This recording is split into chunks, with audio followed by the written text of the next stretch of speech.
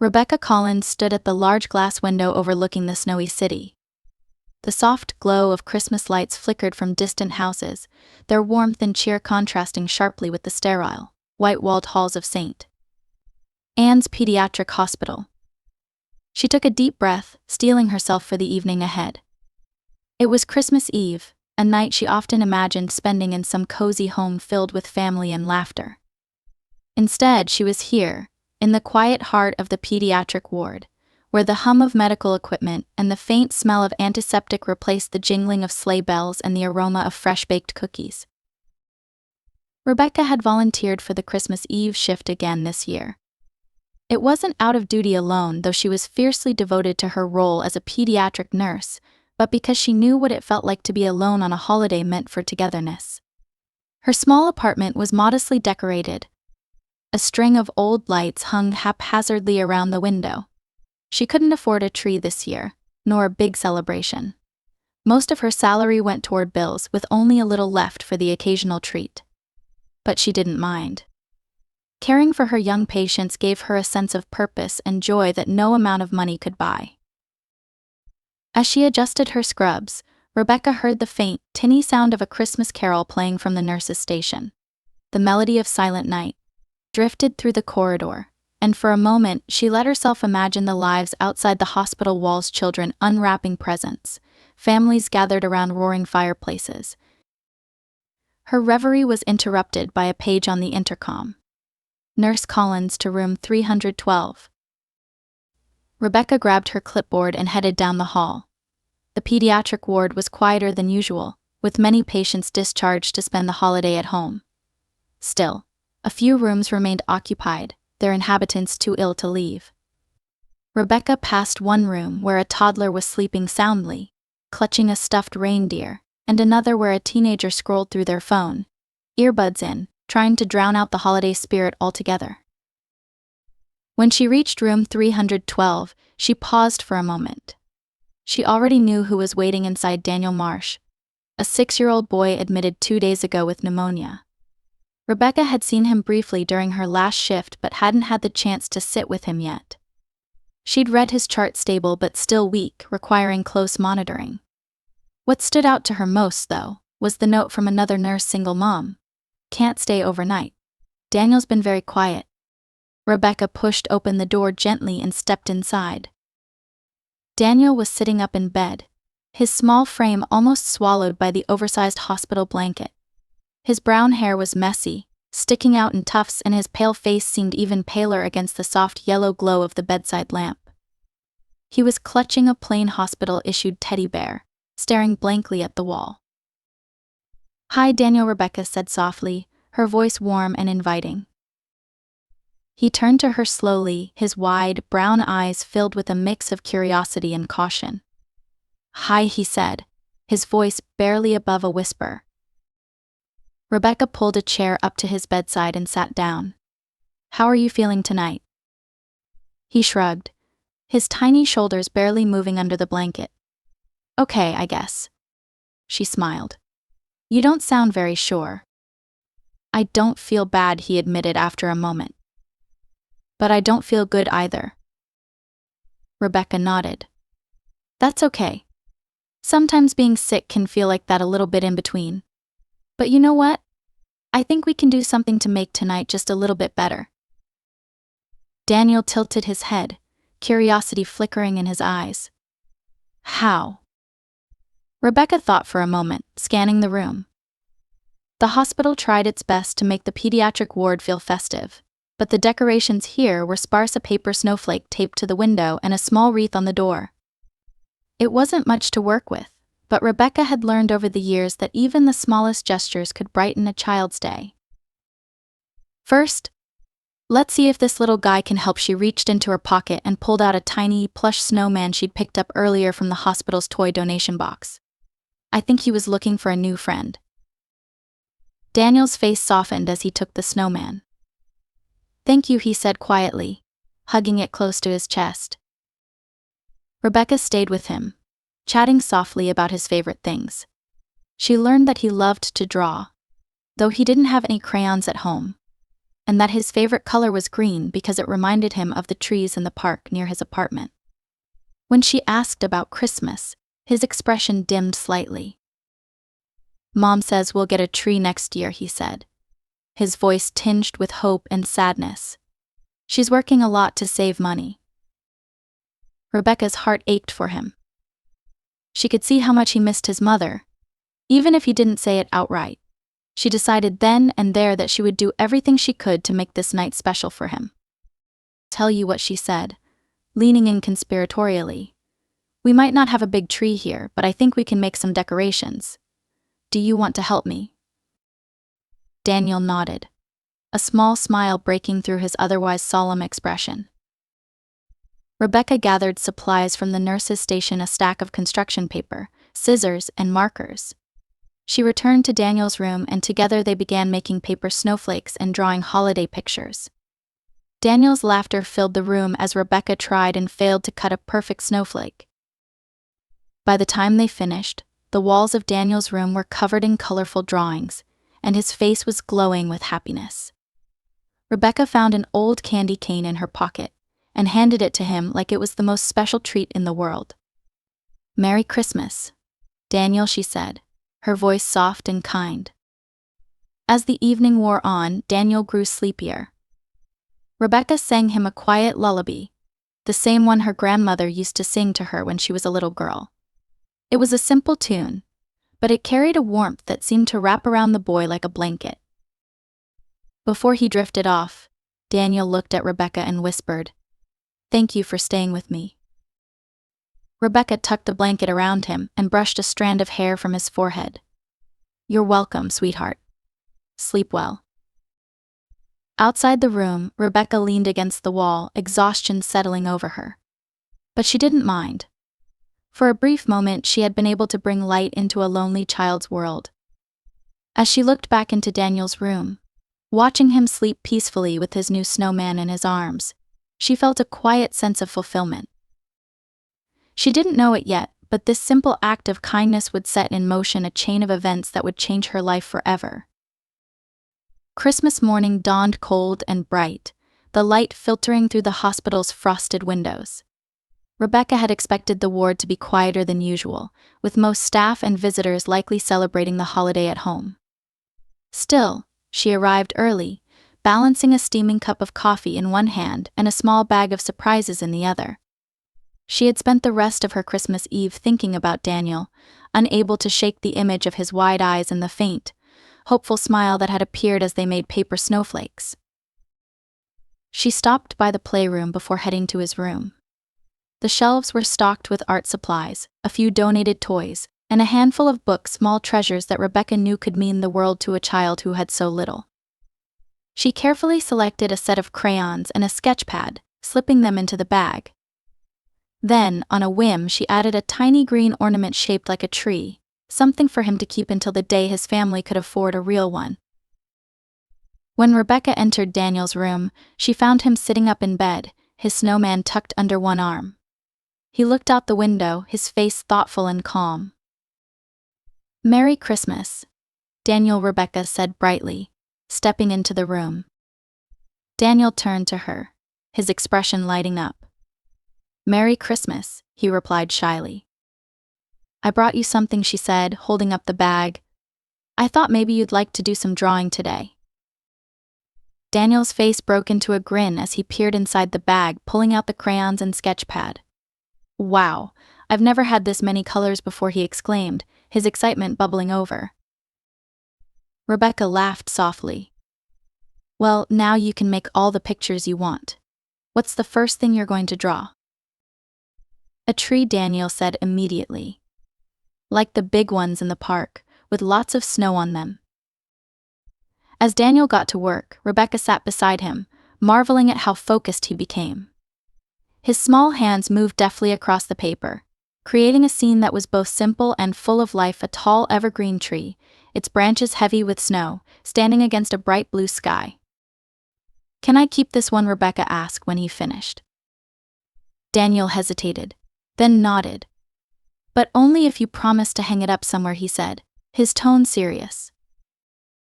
"I promise," Rebecca said, holding a hand to her heart. She carefully folded the drawing and slipped it into her pocket. The rest of the morning passed in a happy blur. Rebecca helped Daniel create more drawings, one of a snowman family, another of a gingerbread house, and even managed to scrounge up some small candies from the nurse's station to make their party a little sweeter.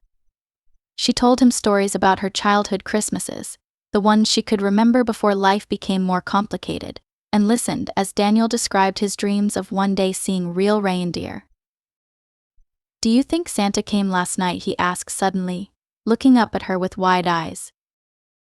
Rebecca hesitated, unsure how to answer. She knew the harsh reality of Daniel's life, how his mother struggled just to make ends meet. But before she could speak, Daniel continued. "Mom says Santa's really busy, so sometimes he has to skip places," he said matter-of-factly. "But it's okay. I like Christmas anyway." Rebecca's throat tightened. She reached out and ruffled his hair gently. "I think Santa always finds a way to bring a little magic, even if it's not the way we expect," she said. Daniel smiled at that, and for a moment the room felt warmer. Later that afternoon, Daniel's mother arrived, her face lined with worry and exhaustion. Rebecca greeted her at the door, sensing her unease. "I'm sorry I couldn't be here earlier," the woman said, her voice apologetic. "I had to take an extra shift to cover rent." "There's nothing to apologize for," Rebecca said gently. "Daniel's been doing well. He's got quite the artistic streak." Daniel's mother smiled faintly as she stepped inside. She looked around the room, taking in the colorful drawings taped to the walls and the small pile of crafts on the bedside table. "You've done so much for him," she said, her voice trembling slightly.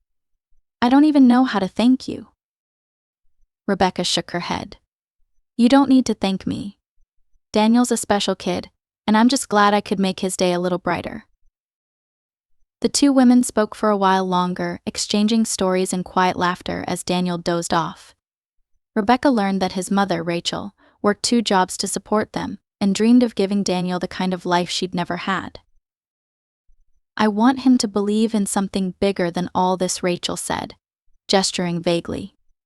"Even if it's just hope." Rebecca nodded, understanding the weight of her words. "He's lucky to have you," she said. "And you're doing more for him than you realize." When Rachel finally left to catch a bus back to her second job, Rebecca stayed behind, tidying the room and tucking Daniel in. She found herself lingering by the window, looking out at the snowy landscape below. There was something about Daniel, his quiet resilience, his willingness to find joy in the smallest things that reminded her of herself at his age. It stirred something deep inside her, a longing to do more, not just for him, but for every child who felt the weight of the world a little too early. That night, as she walked home through the snow, Rebecca made a promise to herself she would find a way to keep bringing light to the children and families who needed it most. Daniel had shown her how much even a small act of kindness could mean, and she wasn't ready to let that go. Little did she know, this resolve would soon lead to something far greater than she could have imagined. 2 weeks had passed since Christmas, and the buzz of the holiday season had given way to the gray quiet of January. The decorations in the hospital had come down, replaced by the ordinary hum of routine. Rebecca found herself slipping back into her usual rhythm: early morning rounds, late nights reviewing charts, and moments stolen here and there to chat with her young patients. Life moved forward as it always did, though something inside her felt different. She thought of Daniel often. He had been discharged just after Christmas, his pneumonia improving steadily. His mother, Rachel, had promised to keep in touch, though Rebecca knew from experience that life's demands often got in the way. Still, the memory of their time together lingered, a warm glow in the back of her mind. She had hung Daniel's drawing on the wall of her small apartment, just as she'd promised, and every time she looked at it, she felt a renewed sense of purpose. One chilly January afternoon, as Rebecca sat at the nurse's station organizing patient files, a fellow nurse approached with a curious smile. "Mail for you," the nurse said, holding out a plain white envelope. Rebecca frowned slightly. She rarely received mail at work, and the handwriting on the envelope was unfamiliar. "Thanks," she said, taking it. She tucked it into her pocket, intending to open it later, but curiosity got the better of her. Stepping into a quiet corner of the ward, she carefully tore the envelope open and pulled out a folded piece of paper. As she read the letter inside, her breath caught in her throat. Dear Nurse Collins, I don't know if you remember me, but I'm Daniel's mom, Rachel. I've been meaning to write this since Christmas, but life has been hectic, as I'm sure you can imagine. I just wanted to say thank you, from the bottom of my heart, for what you did for Daniel and for me. When I couldn't be there with him, knowing that someone as kind and caring as you was by his side meant more than I can put into words. He hasn't stopped talking about you. He calls you his Christmas angel. He says you made the hospital feel like home, even when it was the last place he wanted to be. I'll admit, I've struggled to keep things together these past few years. It's been hard trying to give Daniel the life he deserves. But after Christmas, I saw something in him I hadn't seen in a long time. Hope. He's been drawing every day, filling his sketchpad with trees and snowmen and all the things you talked about. He says he wants to show you one of his pictures someday. Your kindness reminded me that even in the hardest times, there are good people in the world who care. You didn't just help Daniel, you gave me the strength to keep going, to believe that things can get better. Thank you for being the light we needed. I'll never forget it. With gratitude, Rachel. Rebecca's hands trembled as she folded the letter and slipped it back into the envelope. Her chest felt tight, her emotions a jumble of warmth and disbelief. She had always tried to give her patients her best, but hearing how much her actions had meant, how deeply they had touched not just Daniel, but his mother as well, was overwhelming. She thought back to her own childhood, to the nurses who had cared for her when she was a frightened little girl in a hospital bed. They had been her angels, lifting her spirits with their gentle words and small gestures of kindness. Now she realized she was carrying on that same legacy. That evening, Rebecca walked home with Rachel's letter tucked safely in her coat pocket. She read it again and again, each word sinking deeper into her heart.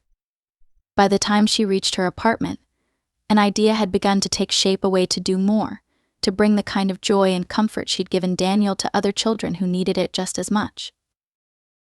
The next morning, Rebecca arrived at the hospital early, a renewed energy propelling her forward. She approached the pediatric ward supervisor, a kind woman named Linda, with her idea. I want to start a program, Rebecca explained, her eyes bright with determination. Something to bring a little more happiness to the kids here. Art supplies, books, maybe even small gifts for the holidays. Things to help them feel like kids again, even when they're stuck in the hospital. Linda leaned back in her chair, studying Rebecca thoughtfully. That's a wonderful idea, she said. We've done similar things in the past, but it's been a while since anyone's taken the lead on something like this. Are you sure you have the time to take it on? I'll make the time, Rebecca said firmly. I've seen what a difference it can make. I just need a little help to get started. With Linda's blessing, Rebecca spent the next few weeks organizing her plan. She reached out to local businesses for donations, set up a collection box in the hospital lobby, and even rallied her fellow nurses to contribute what they could. The response was slow at first, but as word spread, more and more people stepped forward to help. By the end of January, Rebecca's project had a name: the Little Lights Fund. The first donation drive was a success, filling several boxes with toys, art supplies, and books. Rebecca felt a quiet pride as she looked at the growing pile of contributions, knowing that each item represented a small piece of hope for a child in need. In the midst of her efforts, Rebecca received another surprise. One afternoon, as she was sorting through donations, she heard a familiar voice behind her. Nurse Collins. She turned to see Daniel standing in the doorway, a shy smile on his face and a piece of paper clutched in his hand. Behind him stood Rachel, her expression warm and grateful. Daniel ran up to Rebecca and held out the paper. I made this for you, he said. Rebecca took the drawing and gasped softly. It was another tree, taller and more detailed than the one he'd drawn on Christmas. At the base of the tree he had written in careful, Wobbly letters thank you for being my angel. Rebecca knelt down and hugged him tightly, her eyes brimming with tears. Thank you, Daniel, she said. This is the best gift I could ever get. As she looked at Rachel, who gave her a nod of quiet understanding, Rebecca felt a surge of gratitude for the path she had chosen. The Little Lights Fund was just beginning, but it already felt like something extraordinary, a way to spread the kindness she had shared with Daniel to children and families who needed it most. And she knew, deep in her heart, that this was only the start of something far greater. By early February, Rebecca's Little Lights Fund had transformed from a modest idea into something much larger. Donations poured in steadily, coloring books, art supplies, puzzles, toys, and cozy blankets. Rebecca spent her evenings after work organizing the items, sorting them into categories to suit the varying needs of the children in the ward. Word spread quickly through the hospital and the surrounding community. Parents whose children had benefited from Rebecca's kindness shared their stories on social media, and local businesses began offering support. Small, handwritten notes of encouragement were left in the donation boxes, some from strangers, others from former patients. Rebecca worked tirelessly, balancing her already demanding nursing shifts with this growing endeavor. Despite her efforts, she refused to let her exhaustion dampen her spirit. Every time she handed a small gift to a child or saw the flicker of joy in a worried parent's eyes, it was worth it. One crisp afternoon, as she was finishing a late lunch in the hospital cafeteria, Linda, the pediatric ward supervisor, approached her with a wide smile. Rebecca, Linda said, holding an envelope, "You've got a little surprise waiting for you." Rebecca blinked, puzzled. A surprise. Linda handed her the envelope. "Open it. You've earned this." Rebecca hesitated, curiosity and nervousness warring in her mind. Slowly, she peeled back the flap and pulled out a folded letter. Inside was a simple note typed in neat, formal text. "Dear Nurse Collins, your tireless dedication to the children in our hospital has not gone unnoticed. Your Little Lights Fund has already brought immeasurable joy to so many young patients and their families. To support your incredible work and ensure it continues to flourish, please accept this donation of $2,500. With heartfelt gratitude. A grateful donor." Rebecca's eyes widened, her breath catching. She read the letter again, her hands trembling slightly. Beneath the note was a check for the full amount. I don't know what to say," Rebecca stammered, looking up at Linda. "Say thank you," Linda said with a chuckle. "Whoever this donor is, they clearly wanted to support you. And honestly, Rebecca, you deserve it. You've given so much of yourself to these kids. It's about time someone gave back to you." Rebecca nodded, overwhelmed by a wave of emotion. The money would allow her to expand the Little Lights Fund in ways she hadn't dared to dream of: new bookshelves for the playroom, custom art kits for long-term patients, even small celebrations for birthdays or holidays. As she tucked the check back into the envelope, Rebecca felt a renewed sense of energy. This donation wasn't just money, it was a tangible reminder that her efforts mattered, that people believed in her vision. The following week, Rebecca put the funds to work immediately. She partnered with the local bookstore to purchase a wide range of children's books and arranged for personalized gift bags filled with art supplies and toys to be distributed to every child in the ward. She even set aside a portion of the money to stock up on blankets and cozy socks for parents who spent long nights by their children's bedsides. The impact was immediate and heartwarming. The children's eyes lit up as they received their gift bags, some giggling with delight, others whispering quiet thank yous. One little girl, who had been admitted for weeks and rarely smiled, clutched her new set of crayons and whispered to Rebecca, "These are my favorite colors. How did you know?" Rebecca knelt beside her and smiled. "Just a lucky guess," she said softly. One evening, as Rebecca was restocking supplies in the playroom, she heard footsteps behind her. She turned to find a man in his 40s, dressed in a crisp shirt and jacket, standing hesitantly in the doorway. "Excuse me," he said, his voice low but kind. "Are you Nurse Collins?" Rebecca nodded. That's me. How can I help you? The man stepped forward, his expression earnest. My name is Peter Langston.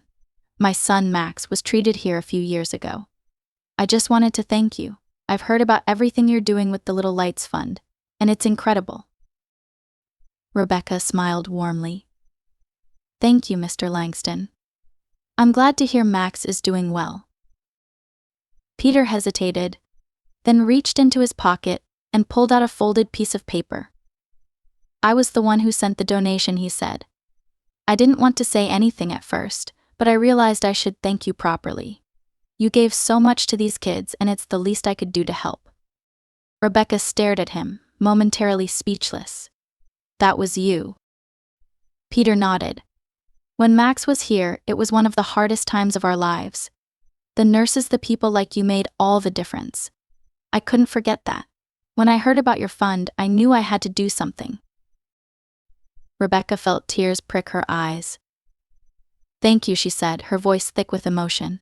You have no idea how much this means to me and to the kids. Peter smiled. You're making a real difference. Don't stop.